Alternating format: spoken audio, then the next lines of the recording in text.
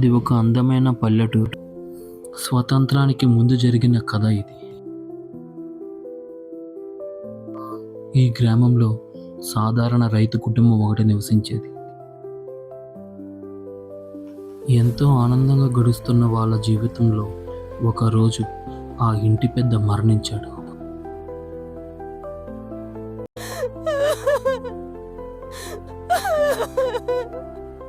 ఇంటి బాధ్యతలు పెద్ద కొడుకైన రఘునందన్ తీసుకున్నాడు.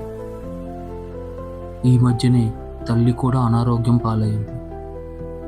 రఘునందన్ తమ్ముడు లక్ష్మణయ్య మరియు అనారోగ్యం పాలైన తల్లిని చూసుకోవడానికి రఘునందన్ ఈ మధ్యనే పెళ్లి చేసుకున్నాడు. రఘునందన్ భార్య పేరు వేదవతి.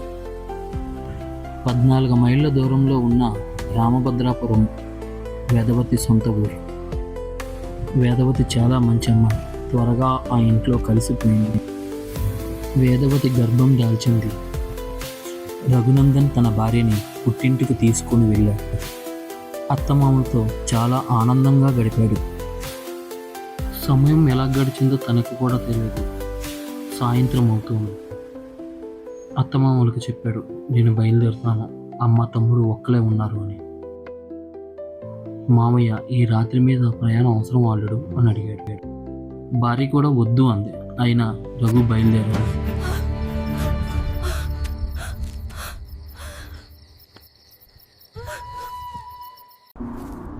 రఘు అనుకునేది ఒకటి, జరగబోయేది ఒకటి. 14 మైళ్ళ దూరంలో ఉన్న తన ఊరికి బయలుదేరాడు. చేతిలో కర్ర, ఒక లాంతర్ పట్టుకొని తన ప్రయాణాన్ని సాగిస్తున్నాడు. వాతావరణం చాలా నిశ్శబ్దంగా ఉంది. తన అడుగుల శబ్దం మాత్రమే వినిపిస్తుంది. అలా వెళ్తున్న రఘుకి పొలాల్లో దూరంగా ఎవరో కనిపించారు. ఈ రాత్రి సమయంలో ఇక్కడ ఎవరుంటారు అని అనుకున్నారు. రఘు చాలా ధైర్యవంతుడే, కానీ ఎందుకో మనసులో కొంచెం భయం అనిపించింది. ఆ ఆకారం దగ్గరికి వస్తున్న కొద్దీ అవి వింత వింత ఆకారాలుగా మారడం మొదలయ్యాయి. చుట్టూ ఏదో భయం అలుపుకుంది. ఉన్నట్లుండి రఘుకి తనకి తానే ఎదురుపడి తన గుండెను తీసి ఒక రాక్షసుడికి ఇచ్చి తినిపించాడు. రఘు కోసం అక్కడ తల్లి తమ్ముడు ఎదురు చూస్తున్నారు. ఎందుకో మనసులో భయంగా ఉంది. ఇక్కడ తన భార్య కూడా రఘుని ఎందుకు పంపించానో ఈ రాత్రి మీదని బాధపడుతూ ఉంది. అనుకున్నట్లయింది. తెల్లవారి రఘు శవం పొలాల్లో పడి ఉంది. రఘు మరణం ఊరిలో ఉన్నవారికి భయాన్ని పరిచయం చేసింది. ఊరిలో లేనిపోని పుకార్లు సృష్టించడం మొదలుపెట్టారు. రఘు దెయ్యమే తిరుగుతున్నాడని అందరూ చెప్పుకునేవాళ్ళు. ఇంకేదో శక్తి ఊరిని పీడిస్తుందని మరికొందరు మాట్లాడుకునేవారు.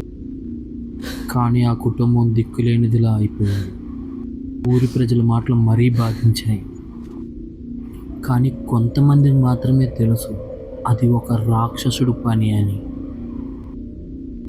ఊరిలో వరుసగా మరణాలు మొదలయ్యాయి. ప్రతి కుటుంబం వణికిపోతుంది. కొంతమంది కొన్ని రోజుల క్రితం బావి తవ్వుతుండగా ఒక రాక్షసుని నిద్ర లేపారు. నిద్రావస్థ నుండి బయటపడిన రాక్షసుడు ఊరిలో విధ్వంసం సృష్టిస్తున్నాడు. ఒక బ్రిటిష్ అధికారిని ఈ మధ్యనే పొలాల్లో ఆ రాక్షసుడు చంపినట్లుగా అందరూ అనుకుంటున్నారు. ఊరిలో కూడా అనేక మరణాలు మొదలయ్యాయి. దీంతో ఆ ఊరంతా అలజడి సృష్టిస్తుంది. ఊరి పెద్ద పురోహితులను కలిశాడు, పండితులను కలిశాడు. అసలు ఇది ఎందుకు జరుగుతుందో కనుక్కోవాలనుకున్నాడు. అనేక హోమాలు చేస్తున్నారు. ప్రాచీన గ్రంథాలను కూడా చూస్తున్నారు.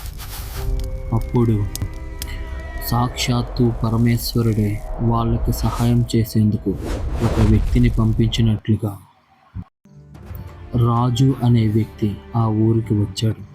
ఆ ప్రజల సమస్య తెలుసుకున్నాడు. రాజు దుర్గాదేవి పరమ భక్తుడు. అనేక శాస్త్రాలను చదివాడు. రాక్షస పీడ వేయడానికి అనేక యాగాలు చేయించాడు.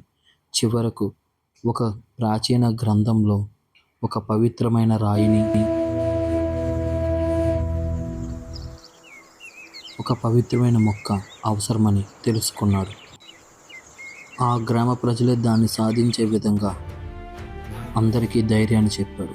మరీ ముఖ్యంగా రఘు తమ్ముడు లక్ష్మణయ్యకి ఈ పనిని అప్పగించాడు. ఓ పక్క ఊర్లో జరుగుతున్న హోమాలు యజ్ఞాలకి ఆటంకం కలిగిస్తున్నాడు ఆ రాక్షసుడు. మరికొంతమంది ఆ మొక్కను సేకరించడానికి కొండ ప్రాంతానికి బయలుదేరి వెళ్ళారు. ఆ పవిత్రమైన రాయిని చేరుకోవడానికి కూడా రఘు తమ్ముడు ఎంతో శ్రమ పడుతూ ఉన్నాడు. రాజు ఇచ్చిన ధైర్యం, ఆ దేవి ఆశీస్సులతో లక్ష్మణయ్య మొత్తానికి ఆ రాయిని మరియు పవిత్రమైన మొక్కని సాధించాడు. ఓవైపు పండితులు యజ్ఞాలు చేస్తూ రాక్షసుడి శక్తిని బలహీనపరుస్తున్నారు. రాక్షసుడి అంతం కోసం రాజు ఆ దేవిని ప్రార్థిస్తున్నాడు. అప్పుడు ఆ తల్లి కరుణించింది. సాక్షాత్తు ఆ అమ్మవారే గుడి నుంచి బయటకొచ్చి రాక్షసుని సంహరించింది.